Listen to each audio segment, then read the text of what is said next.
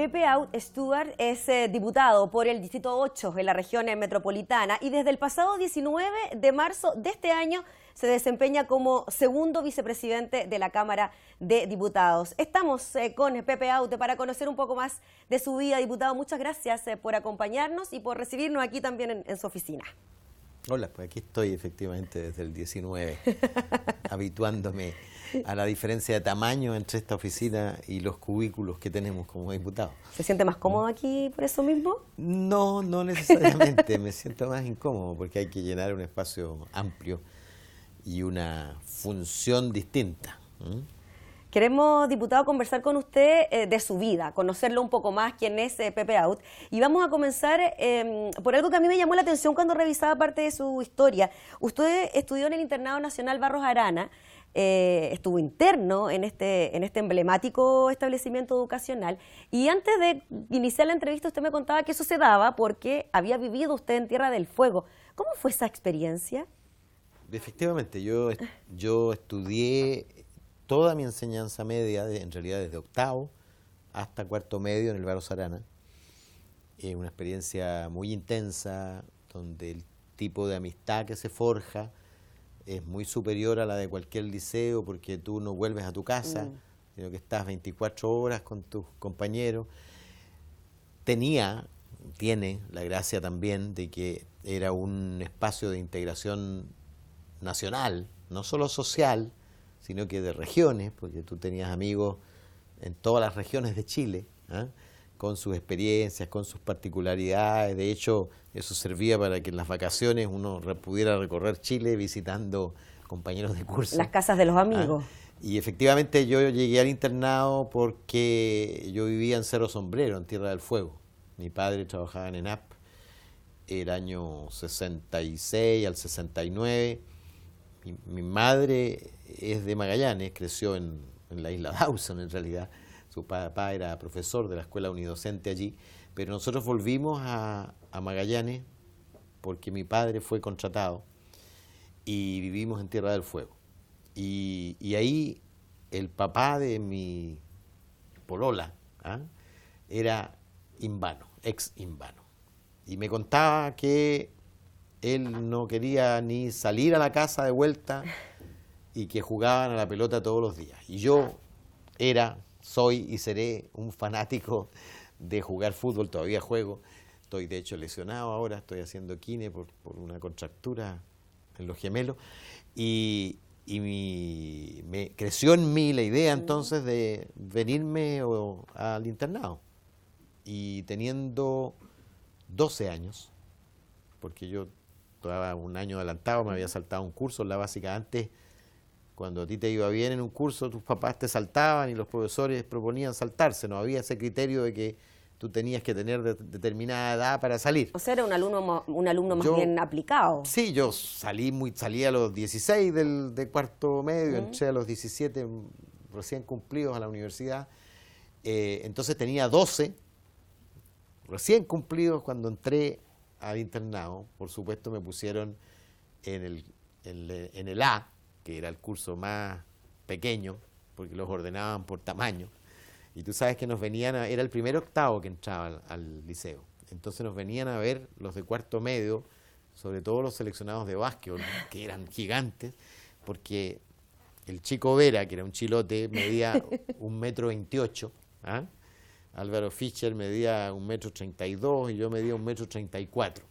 Entonces estos basquetbolistas venían a ver el fenómeno de estos niños pequeños. Y el internado es una experiencia, es una experiencia inolvidable. ¿Se forjó ahí su personalidad de alguna manera? Sí, yo te diría que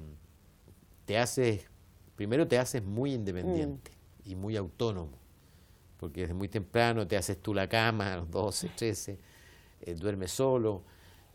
No tienes a quién acudir si estás con una pena o algo, y luego vives en un ambiente de solo hombres, a propósito de la discusión, y entonces generas una defensa frente a la agresión, y cuando hay solo hombres se genera un tipo de relación donde impera, no diré la violencia, pero sí la necesidad de hacerse respetar, ¿ah? Y de liderazgo. Yo, por supuesto, le debo al internado todas mis virtudes y también mis defectos, ¿ah? Algunos de los cuales mi señora, Tita, me hace ver de vez en cuando, como muy rápido, porque tú sabes que nosotros comíamos en un mesón y lo primero que hacía uno era escupir la manzana para que no te la robaran, abrir el pan y meter la salchicha y guardarte en el bolsillo para que no te lo robaran, y comer lo más rápido posible para salir a ganar la cancha para poder jugar baby antes que los cursos más grandes. Y esa costumbre La mantiene de hasta comer hoy. rápido es un defecto, la tengo hasta ahora. Diputado, y después del paso a la universidad, esto de estar en un colegio solo de hombres, a pasar a un ambiente mixto, ¿cómo fue ese cambio?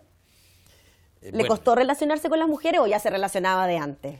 nos relacionábamos de antes, naturalmente, el fin de semana y después empezamos a salir los miércoles, además, ¿ah? Después nosotros teníamos los miércoles un cine dentro del colegio, ¿ah? Y veíamos películas emblemáticas.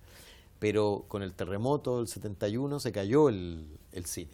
Y entonces los miércoles salíamos desbocados después de almuerzo y nos íbamos a ver un rotativo a la Plaza Brasil, ¿ah? O al Riviera también.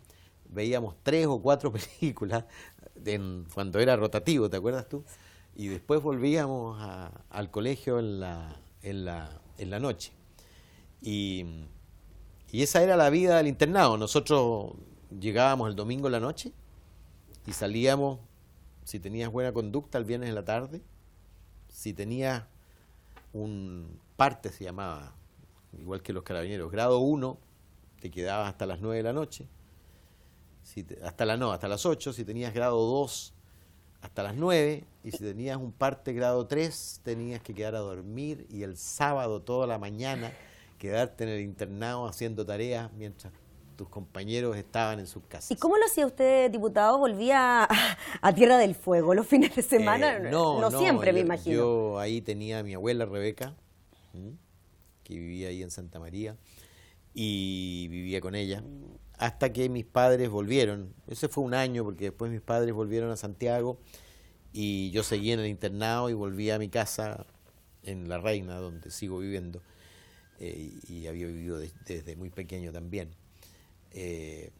Pero tú pasabas toda la semana y luego cuando llegabas a la casa, claro, no, yo te diría que comparando mi relación con mis hijos, con los que veía a diario, ahora no los veo a diario, pero sí los veo todos los días que estoy en la casa y conversamos, en fin, y almorzamos juntos el sábado, el domingo y salimos.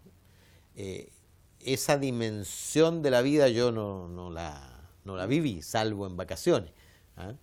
Y claro, es el déficit de estar interno, de vivir entre puros hombres, de forjarte, te haces como si no necesitaras a los otros, ¿ah?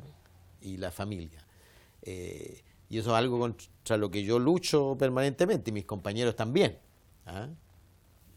La idea de que tú no eres alguien solo, de que todo lo que haces es colectivo, de que el refugio familiar es muy importante, yo diría imprescindible, pero yo estoy formado en la otra dirección. ¿Y eso le sirvió de alguna manera en su carrera política, esto de ser más bien independiente, de ser quizá no tan cercano a los afectos de amigos y compañeros, sí, pero ¿cómo se extrapola eso a la política después? Te hace duro. Eso. Te hace duro y la política... ¿Es con llorar o sin llorar? Requiere dureza. No, yo soy de los que lloro, pero no me achaco, ¿ah? No tengo problema en expresar sentimientos porque soy más bien franco, directo y encaro los problemas, no los meto bajo la alfombra, que es lo que se hacía por lo demás en el internado. Si tenías un problema lo encarabas y yo diría que mi carácter político probablemente tenga mucho que ver con eso también, ¿ah? Yo, por ejemplo, nunca he encabezado una fracción, que es tan común en los partidos, que detrás de los liderazgos se instala un grupo y se defiende respecto de los otros. Yo siempre he sido en mi partido transversal, y desde que dejé el PPD hace ya casi 3 años, también mantengo una transversalidad política, es decir, no tengo el espíritu de seguir al jefe del rebaño, ni de votar porque alguien levantó el dedo arriba o alguien levantó el dedo abajo, sino más bien siempre formándome una convicción personal sobre las cosas.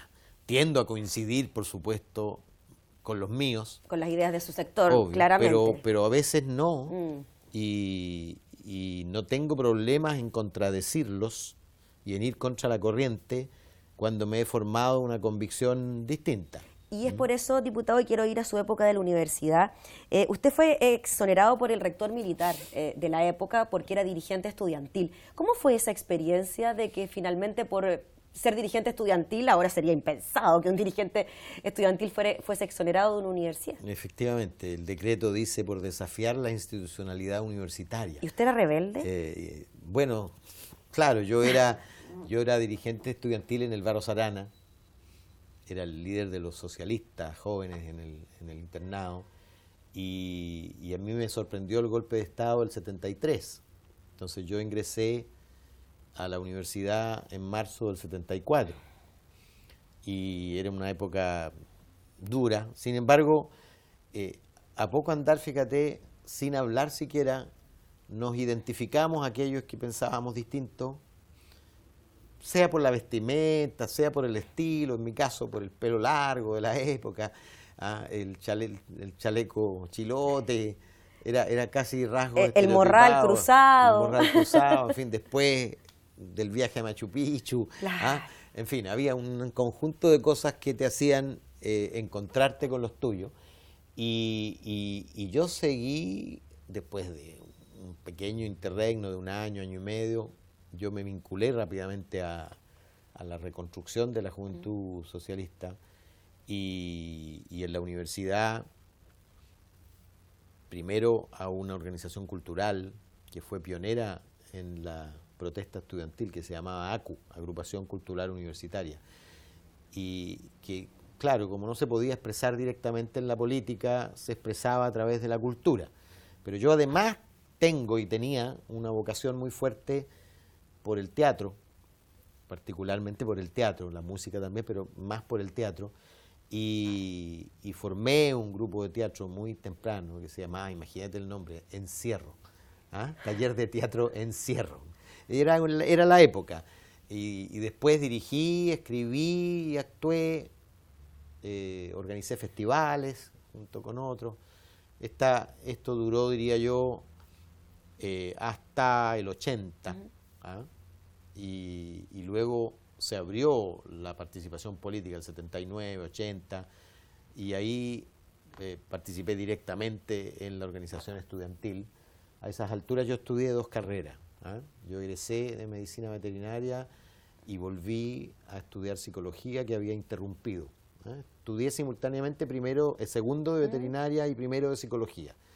Volví a terminar veterinaria y cuando egresé volví a terminar psicología, y en esa fase... Ahí se produjo el problema. En esa fase ya era más pública y activa. Yo era uno de los 2 dirigentes socialistas públicos, junto con Alejandro Goich, que hoy día es director de teatro. Entonces éramos muy amigos y muy yunta en la actividad pública, y entonces, claro, me expulsan en enero del 81, cuando el gobierno de la época, la dictadura, dicta la Ley General de Universidades y divide a la Universidad de Chile en múltiples sedes regionales que pasaron a ser universidades, y además desmembra lo que se llamaba el pedagógico, donde estaba no solo las pedagogías, sino que estaba filosofía, estaba psicología, estaba sociología. Los centros pensantes de Chile, digamos. Y claro, éramos los núcleos más radicalizados, si tú quieres, donde la organización estudiantil era más activa. ¿Y de ahí se le hizo más difícil quizá manifestarse en contra de la dictadura cuando es expulsado de la universidad, o siguió por la misma línea? Lo que pasa es que la expulsión, que fue en enero del 81, a mí me llevó a vincularme entonces a la Flaxo, que era la Facultad Latinoamericana de Ciencias Sociales.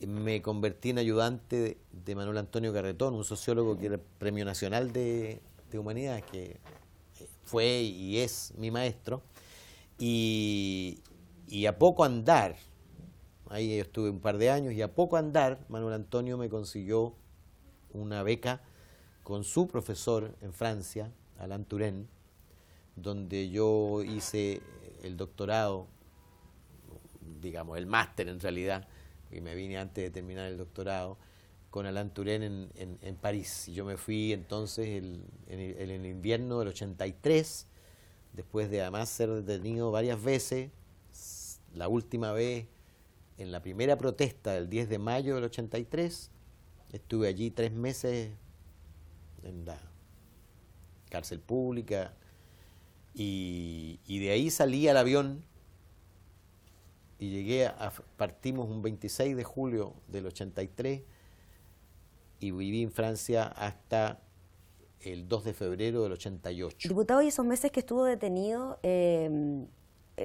cómo fueron? No queremos conocer el detalle, pero ¿hubo momentos difíciles, dolorosos? ¿Sufrió apremios? Sí, había sufrido apremios antes, pero el internado te hace duro, ¿eh? De hecho, cuando yo caí, me acuerdo, cayeron unos niños más jóvenes, no eran tanto más jóvenes, habían tenido 1 o 2 años menos, pero que no tenían la piel curtida, y yo me convertí rápidamente en vocero y defensor, porque en la cárcel el que no tiene protector, la verdad es que sufre. Y yo te diría que los presos comunes, me gané el respeto de los presos comunes muy temprano. Porque si tú quieres, le paré el carro o enfrenté a la autoridad. Y para el preso común, quien enfrenta a la autoridad y con seguridad y con valentía, es respetado. Y por lo tanto yo no tuve el problema que se tiene en la cárcel, cuando vas al baño, en fin. Por supuesto, no es fácil igual hacer tus necesidades ahí, cuando todos pasan, estar en unos pasillos húmedos y sobrepoblados, pero después de toda una buena experiencia. Me pasó, fíjate que visité después, me invitó el sindicato de gendarmes para mostrarme su realidad, y visité, y de pronto estábamos visitando el segundo piso, que es una cosa redonda donde da a las calles, y de repente me encuentro con mi calle, con la calle donde... Cuando fui, no fui pensando voy a visitar el lugar donde estuve, pero cuando estaba ahí y mirando, digo, aquí estuve yo, en esta misma calle, como que lo había borrado de la memoria, porque claro, no son recuerdos no son recuerdos buenos, aunque hay momentos que bien vale la pena recordar. Diputado, y a pesar de esos momentos difíciles que de alguna manera vinieron de la mano con su actividad política en esa época, usted dice que le gusta el teatro, que fue actor, que dirigió obras, sabemos que le gusta mucho cantar, sabemos que es fanático del fútbol, del Colo-Colo específicamente. ¿Por qué finalmente la decisión fue dedicarse al servicio público, a la política, incluso llegar a formar un partido, diputado? Usted formó el PPD. Es bien difícil, como dice Vargas Llosa, saber cuándo se jodió el Perú. ¿Cuándo empieza esto? Yo vengo de una familia con interés político. Mi madre, que era gringa, como te digo, creció en la isla Dawson, hija de un escocés y una inglesa, siempre hablaba levemente marcado el español, en fin, pero se hizo comunista.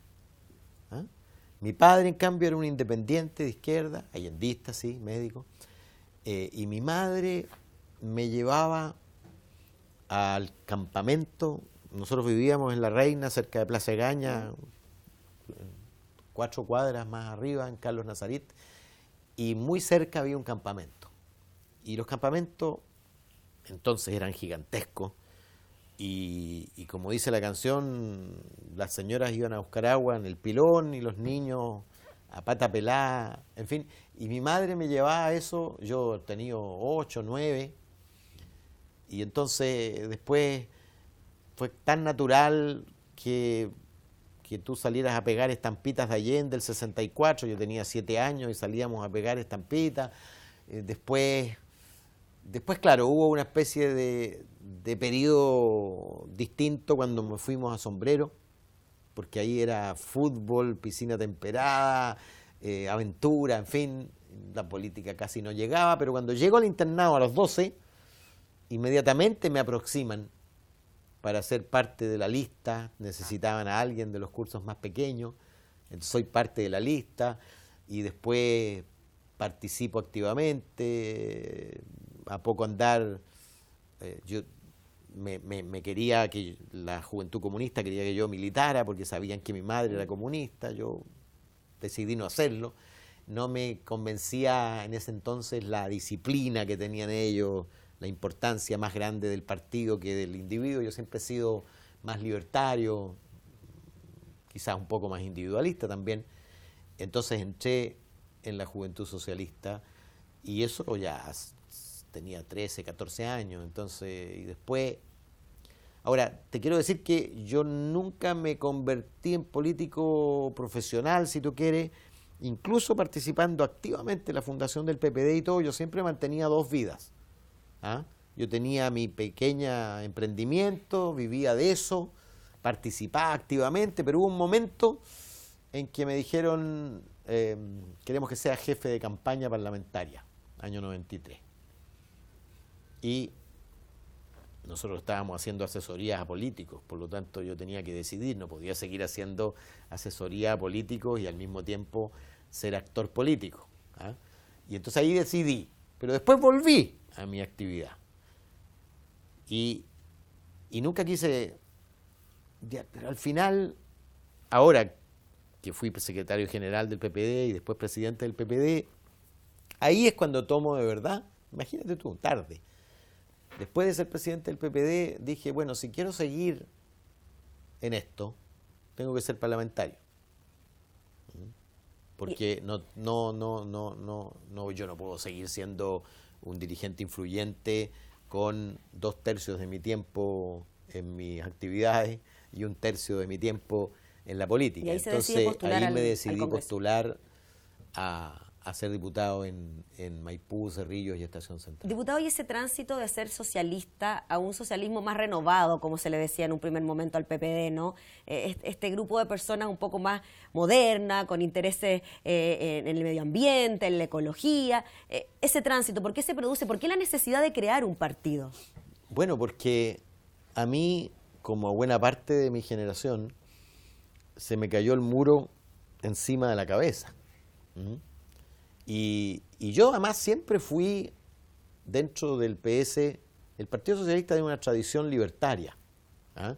Y tiene una tradición de no alineamiento, de no alineación, por supuesto antiimperialista era, pero también era anti-oso soviético, ¿ah? Y no estaba alineado con los países de detrás del muro. Eso le ocurrió después al Partido Socialista, después del exilio. Entonces, yo me identificaba mucho con los fundadores del Partido Socialista, Eugenio González, que fue después rector de la Universidad de Chile, Oscar Schnake, que eran latinoamericanistas, libertarios. Y luego yo te diría, ¿sabes lo que pasó? La dictadura a nosotros nos enseñó mucho a valorar la democracia. Y a valorar lo que significaba la ausencia de democracia. Y eso nos hizo leer de manera radical lo que ocurría detrás del muro, la ausencia de democracia. Y por lo tanto, yo muy pronto, y después vino la caída del muro, pero déjame decirte que para mí probablemente un momento importante es el movimiento de solidaridad, Solidarność, el movimiento sindical en Polonia, que se enfrenta al Estado polaco y ayudado por Rusia, Jaruzelski hace un golpe de Estado el 13 de diciembre del 80. Ese fue el momento, por lo demás, en que yo rompo con el Partido Socialista, porque la dirección del partido estaba alineada en Berlín, Calona, y se alinearon en favor del golpe de Estado. Y a mí me parecía completamente incomprensible que quienes habíamos sufrido un golpe de Estado solidarizáramos con los golpistas en Polonia. Y de ahí data mi ruptura, si tú quieres. Y luego, claro, formó parte del esfuerzo de lo que se llamó Renovación Socialista, que termina en un movimiento que se llama La Convergencia, en la que yo participé activamente, junto con Ricardo Lagos, entre paréntesis, ¿ah? Y eso termina en el PPD, que fue para mí el partido que reflejó ese camino de renovación y, como tú dices, una izquierda moderna, articuladora de mayoría, y mi salida tiene que ver con eso también, con diagnosticar que el PPD retrocedió de ese posicionamiento para convertirse en otro partido socialista como los otros, y me empezó a distanciar, ver al PPD, digamos, haciendo la vista gorda frente a lo que pasaba en Venezuela, o alineándose con el Partido Comunista en cuestiones muy centrales, y entonces yo decido recuperar mi independencia. Diputado, ahora usted es vicepresidente de la Cámara precisamente en el periodo en que usted mismo ha dicho que no va a volver a repostularse como diputado. ¿Es una buena manera de cerrar el ciclo? De alguna manera, le quedan todavía años aquí en la Cámara, todavía queda, pero es una buena manera también de ir cerrando este ciclo como diputado. Quizás después viene el Senado, no lo sabemos, va a ser decisión de usted, pero ¿por ahí pasa también esa decisión? Sí, yo fíjate, había desechado en ocasiones anteriores ser parte de la mesa. Yo fui jefe de bancada del PPD en un periodo en que el PPD participó, podría haber optado a participar, no lo quise hacer. Algunos me plantearon, particularmente Fernando Mesa, en la bancada radical, de la que yo formo parte, junto a otro independiente, Karim Bianchi, me dijo, y tú deberías ser miembro de la mesa. Y empecé a pensar. A mí la cuestión propiamente me gusta más el debate legislativo, te habrás dado cuenta. Acabo de publicar un libro, compilación de mis intervenciones. Sin sombrero. Exactamente, porque aquí ando sin sombrero. Aquí nomás anda sin sombrero, aquí porque nomás afuera ando sin sombrero. no se lo saca. Afuera no me lo saco, efectivamente.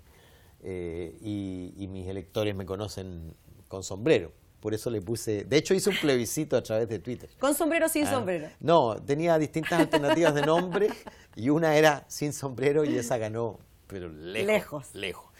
Es una manera, sí, de completar un ciclo. Yo me voy de la Cámara básicamente no porque esté cansado, ni porque haya decidido dejar la política, ni porque sienta que ya no puedo aportar, sino porque yo soy impulsor de un proyecto de límite a la reelección que estableció solo 2 reelecciones. Yo ya me reelegí 2 veces, y este es mi tercer y último periodo, porque lo menos que puede hacer uno, creo yo, es respetar sus propias causas, sus propias iniciativas, sus propios proyectos, independientemente de que los otros hayan aprobado o no.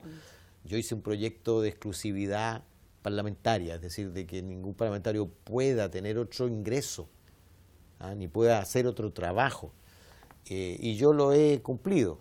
Y de repente me ofrecen a mí actividades de asesoría o de clase y de cosas, yo digo, a veces digo que sí, pero sin salario. De hecho, soy panelista permanente en un programa Conectados con Agricultura, con Checho Irán. Siempre le llaman a comentar también elecciones, sí, claro, resultados pero electorales. eso no paga. Pero te estoy hablando de un programa regular, sí, todos los lunes, donde efectivamente al comienzo me pagaban, pero yo presenté ese proyecto y dije, no puedo, no, ¿cómo voy a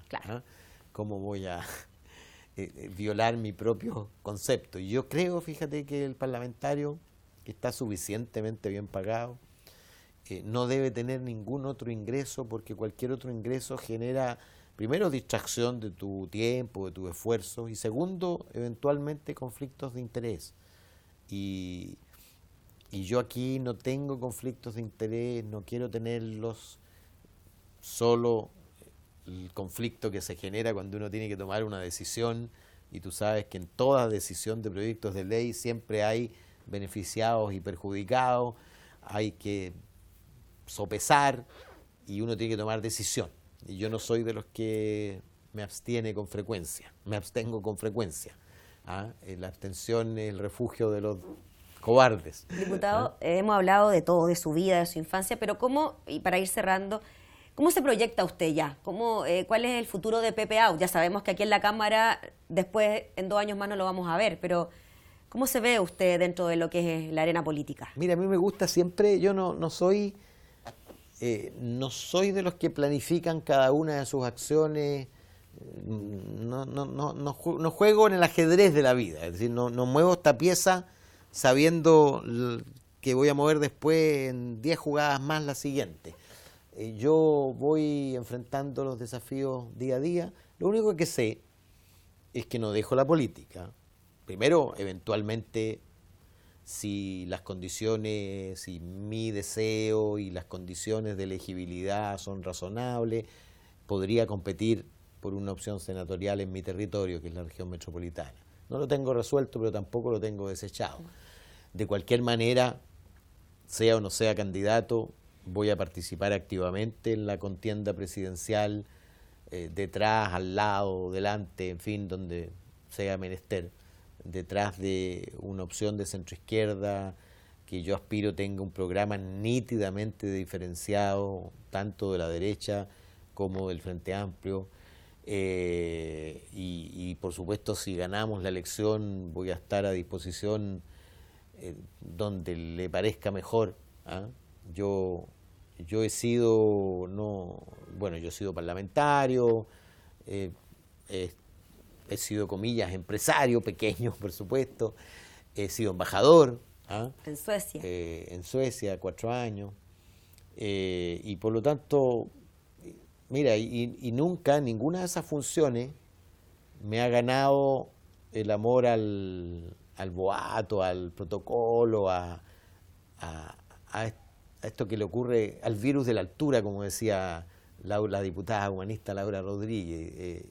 Esta cosa de que cuando tú tienes poder, sientes que el poder es para elevarte respecto de los demás. Yo siento que el poder es una responsabilidad más que un honor. Y eso lo apliqué, probablemente ahí fue más difícil cuando fui embajador. Y digo más difícil porque cuando tú eres embajador en un país como Suecia, donde hay 50.000 chilenos, eres una especie de presidente chico. Pero a mí me ha gustado siempre la relación horizontal, la cercanía con las personas. Yo siento que las funciones, por altas que sean, no pueden inhibirte de jugar a la pelota, de conversar de tú a tú, de seguir siendo el que eres. Yo he seguido siendo el que soy. Yo soy igual, quizás me contradigan mis compañeros de curso, pero soy igual que cuando me decían el gato out en el Barros Arana. Y ahora que les dicen, y lo conocemos todos como Pepe Out. Diputado, le agradecemos enormemente por conversar con nosotros, por darnos parte de su tiempo. Sabemos que tiene una agenda súper apretada, así que gracias por dejarnos conocer algo más de su vida también. Gracias a ti. Que esté muy bien. El vicepresidente de la Cámara, Pepe Out, conversando con nosotros, con Perfiles. Nosotros nos reencontramos en una próxima oportunidad. Que esté muy bien, hasta entonces.